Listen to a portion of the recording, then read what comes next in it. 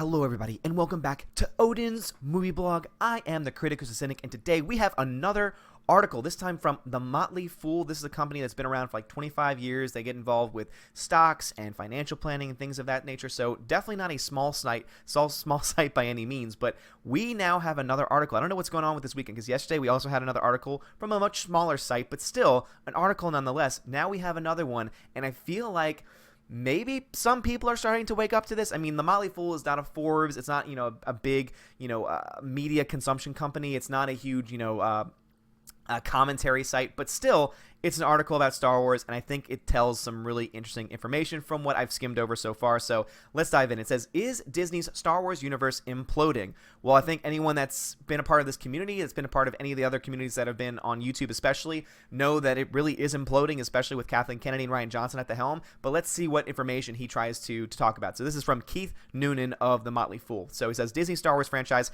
seems to be losing steam, and it could be in danger of getting lost in space. And this is something that we've been saying for a while. I mean, we're afraid. We know that's losing steam. Again, we already have a film that's going to be losing $200 million at least at the box office in Solo, and it might just be in the case that if they keep going in the direction they are, if they don't make some changes, or they don't start, listening to the fans, because again, you don't have to do every single thing the fans say. I mean, look at the MCU. They don't do every single thing the fans say, but guess what they do? They listen to the fans, and that's why their films are not only really good, but also well received. Star Wars, on the other hand, has taken the approach, screw the fans, or screw these people who are being critics. They're just a bunch of, alt-right conspiracy theorists, etc., when in reality, that's not the case. I mean, are there people who are like that? Sure. I mean, there's crazy people no matter where you go in the world, but my goodness. But this, again, from Keith Noonan, this seems to be a pretty good article so far, so let's dive into it. So, Solo: A Star Wars Story is now destined to go down as a flop and the first Star Wars film to lose money at the box office. Totally right. Again, not a possible flop, not potentially a flop. This person, Keith is just saying it how it is. This is going to be a flop. It is now destined to be a flop, and a huge flop at that. All right, continues. Following the picture's disappointing performance, reports emerged that Disney had put the development of all Star Wars spin-off films temporarily on hold. Subsequent reports suggest that a complete halt for all of the franchise's side stories isn't in the cards, but it seems likely that the company is reconsidering the franchise trajectory following the recent bouts of negative feedback. Star Wars no longer looks like the unstoppable media property it appeared to be less than a year ago, and a change of course is needed. This is absolutely spot on. I mean, this is a company that was bought for about $4 billion. This was expected to be a multi-billion-dollar business, and it was doing really well from The Force Awakens all the way up until The Last Jedi, and which is when the numbers started to fall. And then again, it's not just talking about box office numbers. I mean, go ahead and do your own research. Look up the sales of merchandise. Look up the sales of toys, things of that nature. That's also usually a big part of the Star Wars. I mean, that's where George Lucas made a lot of his money, was on merchandising. Those numbers are doing awful for Star Wars right now because no one wants to buy anything from The Last Jedi or from Solo. And so this is affecting their entire business, not just in the movies. But yes, a huge change of course is absolutely needed. So far, this article is spot on. All right, he continues. A disturbance in the Force. More than a month after the film's release, Solo's box office sits at roughly $350 million worldwide. That might not sound too bad, but with an estimated $250 million production budget and a big advertisement push, the picture is now expected to lose somewhere in the neighborhood of $50 million. So this is where it's a little bit off. And again, this is because we don't have the official numbers yet, and we don't have the official production budget numbers either. And so $50 million is definitely on the low end. Again, I think it's definitely going to be at least $200 million based on the math that I've done. So again, this is like the first mistake that Motley Fool has made, but they're not basing it off of anything. I mean, that's just what's been reported. And again, we already know that the main sites that are reporting these things are kind of, fudging the numbers a little bit. So it makes sense that they're just going to continue to talk about what's already been talked about, as far as the production budget that has been given to us, because we don't really know what the production budget was, because we know that it was costing a lot of money before the reshoot started. We know that they had to reshoot most of the film, so we know it costs a lot, and also that does not take into account how much the marketing costs, which good rule of thumb is that it's usually between 40 and 50% of the actual budget. Or rather, it's about 40-50% of the actual budget itself. So, yeah, it's definitely a lot of money, and so it's going to lose a lot of money overall. So much of that could be recouped through home release distribution and merchandise, and it's even possible that these factors will put the picture in the black over the long term. However, it now seems clear that things are not right in the galaxy far, far away, and that development is close to home for Disney shareholders. Much of the blame is rightly being put on Solo's weak ticket sales, but it looks like The Last Jedi was where things started to come off the rails. Thank you. Thank you, Motley Fool, for being a mainstream site. Again, not known for its discussion of films or media, but still definitely a well-renowned, well-respected institution, again, 25 years strong, and it's a name that I've heard several times before, and so we finally now have someone who's just speaking as it is. Now, I think they're wrong on it possibly, and now I love how it says it might possibly be back in the black through merchandising and through video sales, but there's just really no evidence to support that, because again, if you're losing $200 million on this film, plus maybe even more than $200 million, you have to make up a lot in merchandising, and if you don't have enough love here already, there's just no way it's going to go forward. But thank you so much for saying it looks like the problem started in Last Jedi, because that is when the problem started. So, Motley Crew, you are getting huge kudos from me right now. And everyone, if you're still watching this video, please check out this article. Give this article some love. Share it on Twitter. Share it on Facebook, because this is the kind of information that we want. We want stuff that's, again, based in reality. We don't want this spinning of the narrative. We don't want Disney, Lucasfilm shills and cronies just saying, oh, everything's fine, and oh, there are a bunch of alt-right conspiracy theorists, oh, blah, blah, blah, man babies, etc. No. Base yourself in reality like the Motley Fool is here, and I feel like that's something, thank you so much for Motley Fool for doing this. So Disney acquired Lucasfilm, the Star Wars franchise, in 2012 for roughly $4 billion. The move was quickly cast as brilliant thanks to the $2 billion in ticket sales scored by franchise revival The Force Awakens in 2015, and the $1 billion for the ticket sales of Rogue One. Mainline series sequel The Last Jedi hit theaters at the end of the year, and despite grossing $1.3 billion at the box office, it now appears that the picture has damaged the Star Wars brand. You are exactly right. Again, Rian Johnson wanted to make a film that half the people loved, half the people hated. He did just that, and he broke the fandom. Okay, when you have two sides of almost equal footing fighting against each other over their opinion of a film, that's not good for Star Wars. All right, he goes on and says, if it ain't broke, don't subvert it. I love that so much. All right, in the lead up to the reintroduction of the Star Wars series, Force Awakens director J.J. Abrams had the goal of reintroducing mystery to the series. In typical Abrams fashion, Episode 7 introduced an enigmatic plot threads and cliffhangers that left series fans speculating. However, director Rian Johnson's Last Jedi seemingly cast much of that aside, dispensing with major villains, questions of family lineage, and some of the series' biggest themes in wanton fashion. Absolutely. So basically, again, subverting the expectations, but in doing so, they essentially just destroyed the franchise, or at least seem to have destroyed the franchise. Now, can they come back from it? I think they can. There are a lot of people who don't think they can, but I think we're still in that position where something could happen. Major media coverage generally lavished the film with praise, and many complimented the film for its subversive qualities. A case for defying expectations can certainly be made, but it's probably fair to say that many Disney shareholders are not wild about the idea of subversive Star Wars movie. It's clear that many fans aren't. Yes, thank you. Many fans. Not a vocal minority or, a loud minority. No. It's a large group of fans. Many fans are mad with The Last Jedi. Many fans did not like The Last Jedi. And yet Disney and Lucasfilm and all of their media cronies are just ignoring that, are putting them off in the small kids that go back in the corner, stay quiet, when in reality, it's a lot of people. Again, just look to what the shareholders are likely thinking. Is like, oh man, we cannot give another film to Rian Johnson. He is the person who has openly attacked the fans. Why would we give a film to this person who is going to make a film that people are not going to like, or at least half people aren't going to like, according to him, but also someone who is already now directly pissed off the fans and attacked the fans? No one in their right mind in any business would do that. So he goes on and says, while The Last Jedi earned the approval of 91% of professional critics, which isn't really saying much in today's world, just 46% of fans on the website gave the picture a positive score.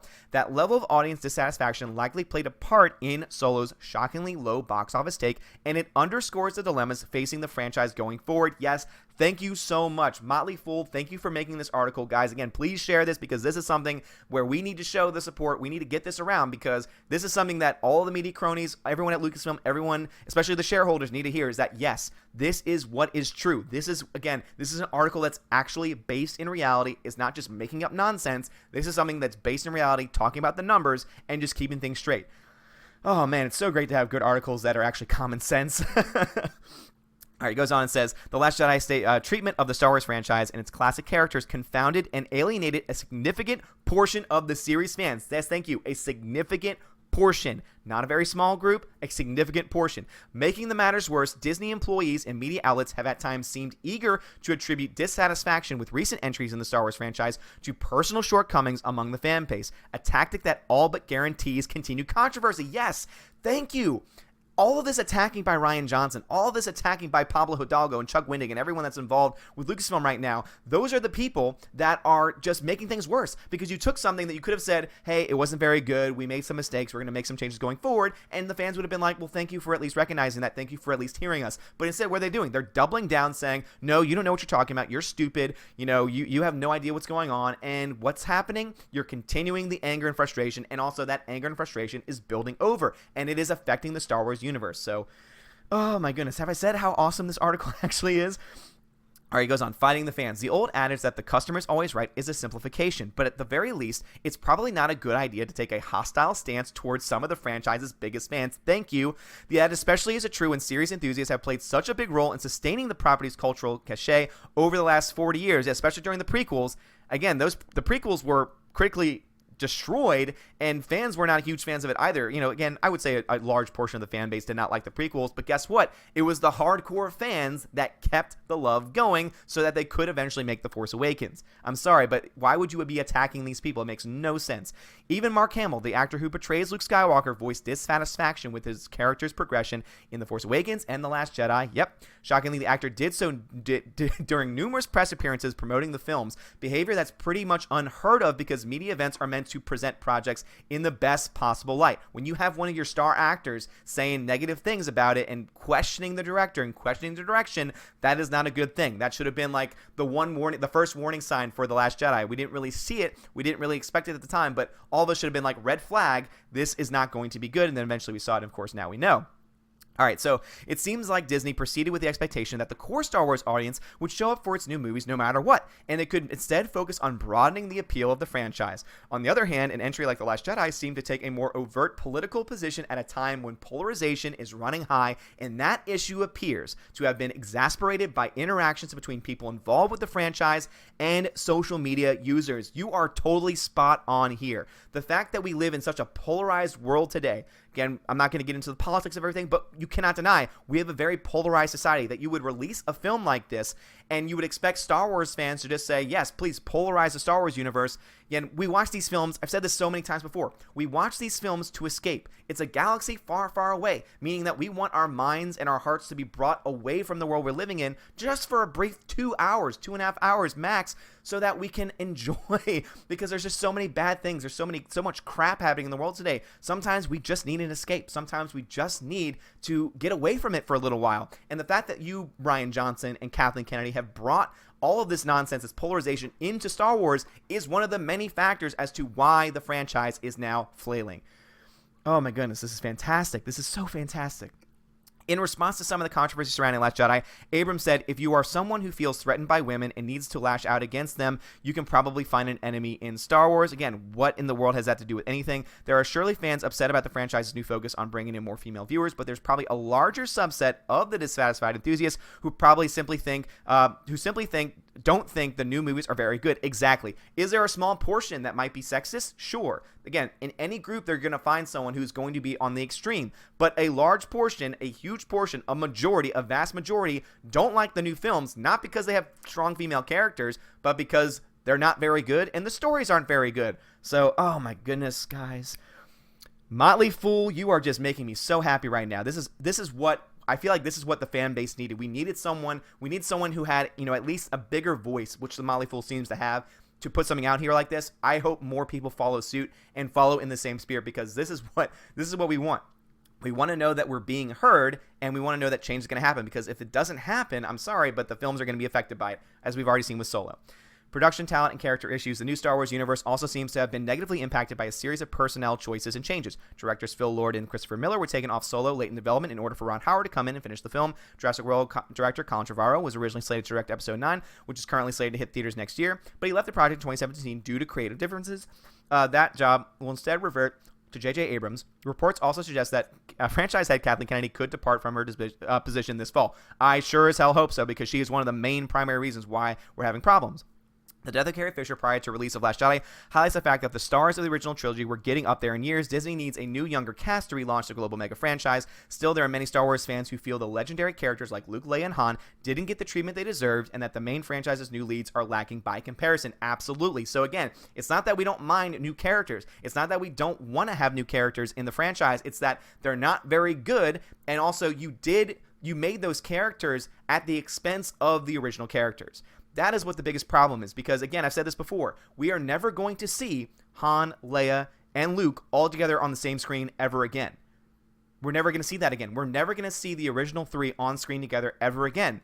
And obviously, someone said, Leia, Carrie Fisher passed away. Yes, but they could have done that in The Force Awakens, but they decided to kill off Han Solo, so it would have already been impossible from the narrative that they had already set up in that film. So the fact that they did that is just so frustrating, but also, too, they're not replacing them with anybody that's really worth noting. Again, try and run a film franchise on just Rey and Finn. Take all the original characters out, just run it on them. Good luck trying to make a lot of money at the box office, because they are indeed lacking by comparison. And then, what's next for Star Wars?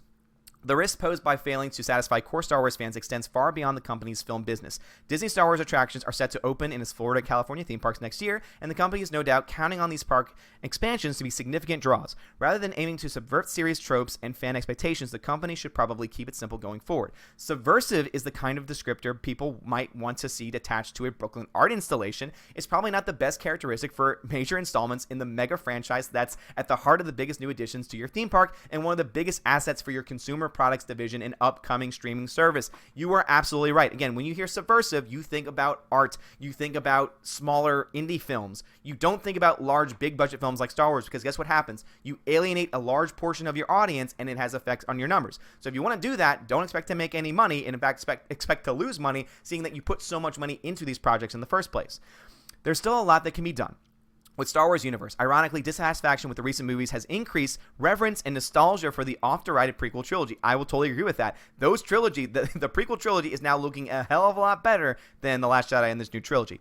A movie built around Ewan McGregor's Obi-Wan character now seems like the most viable thread for the company to pursue, as it looks for side stories that can get the franchise back on track. Again, I've been wanting that film I feel like a lot of people have been wanting that film for a while, more so than a solo origins film, because you still have Ewan McGregor who can still play that character. But they're not going to do that, and if they do that at this point especially, we know that if it's done by the same people who have just run Star Wars into the ground, it's not going to be very good, and it's just going to be a waste. So that's a film that we would love to see, but it looks like from all indications that they might either just have him as a Force Ghost in Episode 9 or put his movie on the streaming service, which I think would be a total waste of his talent and also of that character. Rumors suggest an Obi-Wan film might debut exclusively on Disney streaming service, as I just said, which also play host to a live-action television series helmed by director Jon Favreau, which could be really good if they allow him to have full creative control and if Kathleen Kennedy is out of the way, because she's going to try and put in her nonsense into it. All right, he finishes saying, Star Wars is still one of the world's most valuable entertainment franchises and a huge asset for Disney. It's far from being beyond salvation. The prequel trilogy also left a bad taste in many viewers' mouths, but the property roared back in the incredible success in 2015 on the promise of a back-to-basics approach. If Disney can tap into what made the franchise great while balancing its ambitions to broaden the property's appeal, Star Wars still has incredible potential. Yes, it does, and it all comes into these things. Get rid of Kathleen Kennedy, cancel the Rian Johnson trilogy, bring someone in who not only loves Star Wars, but loves and knows the fans, because that is how you make a successful property. You give people who are going to buy your film, who are going to buy a ticket to see your film, what they want to see. If you don't do that, then why would anyone go to see your film? It's business 101. So Motley Fool, thank you so much for writing this article, because this is something I feel like we really need a lot of information on. And Keith Noonan is actually someone, as it says at the very bottom, he owns shares in Walt Disney, and then it says the Motley Fool owns shares and recommends Walt Disney. The Motley Fool has a disclosure policy, so it makes it very clear that they are indeed stockholders in Disney. So this is coming from a stockholder. This is coming from a site, again, that's been around for 25 years. This company has been around. So this is a stockholder speaking to you, Disney, speaking to you, Lucasfilm. You need to start listening to the fans. You need to acknowledge what is real. You need to get out of this damn bubble that you have isolated yourselves in, because if you continue to do that, it is going to do nothing more than hurt you. And it's going to hurt you really bad, because it's going to make you lose money. And stockholders like Keith Noonan and like the people over at the Motley Fool are not going to they're not going to deal with it anymore. So guys, have you read this article? If you haven't, I'm going to leave a link to this. Go check this out. Please share it as well. These are the stories that we need to hear. Honest stories coming from a place of someone who, again, is a supporter of Disney, someone who owns stock in Disney.